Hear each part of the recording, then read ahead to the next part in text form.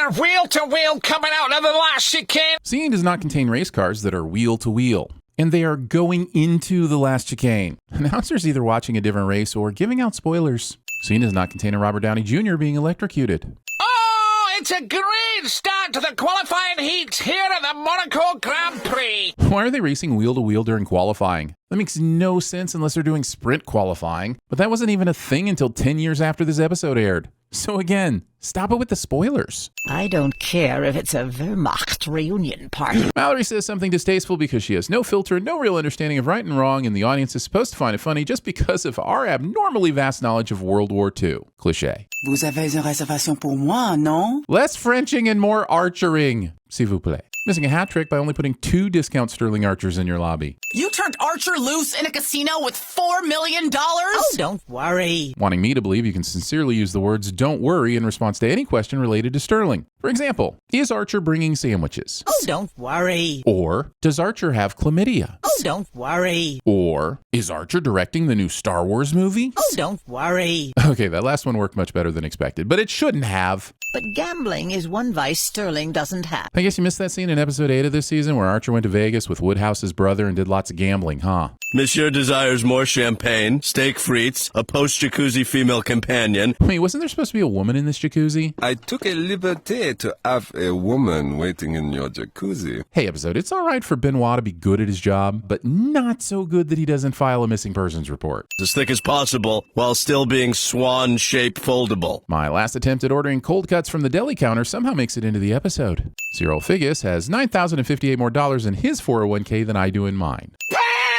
Pam. Seriously, not many women could bring me to orgasm in front of my mother. Sterling was so preoccupied with whether or not he could that he didn't stop to think if he should. Wait, how much are these chips worth? Archer may be a buffoon, but the show has illustrated his situational awareness too many times for me to believe that he didn't see this sign pointed right at him. 8, 5, 0. No, Mr. Cupier. In French, the number 10 is pronounced dix. And by all means, please feel free to just enjoy my dix joke and not explain Baccarat to me in the comments. This is like taking candy from a candy-hating baby. I don't know who needs to hear this, but don't give candy to babies. It's a choking hazard. Wait a second. Does that make Archer technically a good person in this scenario? That's not allowed. Gummy bears all around. I'll eat hers if she doesn't, have teeth. Confusing quality with quantity. You've only been here 20 minutes! Wow. It seemed way longer than that. Archer doesn't realize this episode's on track to leave me feeling the same way. Why was I dressed as Hitler? Episode finds it humorous to be ignorant of Chaplin, Who are you, Carrie Nation? making this kind of accusation with no evidence of hagitation. Can't play cards, can't drink. Kids. Why was he dressed as Hitler? Thinking this gag, which earned a mild chuckle from me the first time, was worth trying again. Do you know why they're called bearer bonds? Because you're gay? The comedy stylings of one Sterling Mallory Archer. I had almost 200 grand in there. Saying almost when you actually have $5,000 over the amount is not logically incorrect, but it is an infuriating way of saying it. So I guess that would make this sin phrasing, assuming that having you is worth a nap time fetch quest. When the Shoof realizes we don't have $4 million in bearer bonds. Perfidy! Episode repeats the quick bread shenanigans from episode 6 of this season by having this tiny muffin stay perfectly plated inside this briefcase. Unless, of course, it's glued down. In which case, the sin transforms into one about wasting a perfectly good quick bread. It's the second qualifying round of the Monaco Grand Prix. Second qualifying round looks a heck of a lot like a wider shot of the first qualifying round. Can you not rub your in my mother's pantyhose? If the is already inside, it doesn't matter whether or not you rub it. You can soak that underwear all you want, but God knows what happened. You won't live long enough to regret you were ever born. That doesn't even make sense.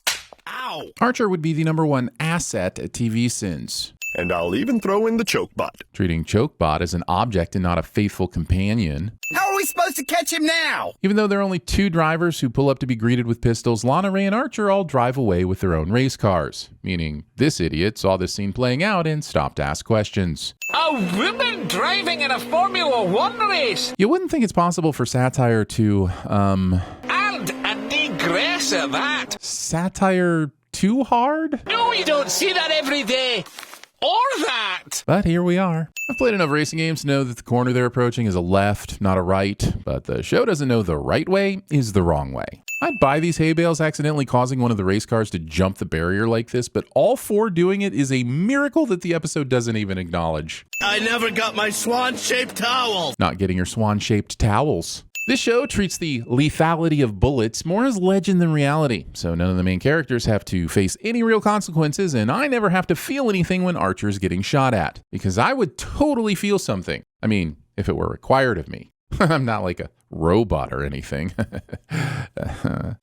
Balls. Wait, didn't sound like H. John Benjamin saying balls. Hey, Cindy, play one from earlier. Balls. Now play them one after the other. Balls. Balls. Hard to tell. A few more times, please. Balls. Balls. Balls. Balls. Balls. Balls. Balls. Balls. Archer jumping from one race car to the other, combined with Benoit hitting the ramp and crashing into the helicopter, is multiple levels of the episode needs to end so a bunch of bullshit is going to work. I think using our 401ks as your personal ATM machine was incredibly lame. Hang on, Mallory shouldn't have even been able to access their 401ks, not without raising some red flags with the IRS. If this was even possible, you assholes have a pension. Holla! Hurry! This is just one of those times when watching this show that words fail to capture in any meaningful way all the things wrong with Pam. Plus, I gave him all my stickers. You had stickers? I didn't see any stickers. I f***ing love stickers. Episode owes me stickers. Driving is not the issue. Did we make I think driving is the issue. Email élevé. You know what I'm saying. C'est le Grand Prix. You're watching CNN in English. Ah, Monsieur Asher. I would like to buy a hamburger. I can't even say it without saying balls. Our balls are in your court. He took what? Where? He took a in my mailbox. Bonjour. Don't touch the merchandise. We figure out a way to get our 401k money back. You're like a Roth IRA, but less fun. Dis-moi maintenant, qui a volé le coffre-fort? I don't speak French. Now, is that bulletproof or what? No, it's not.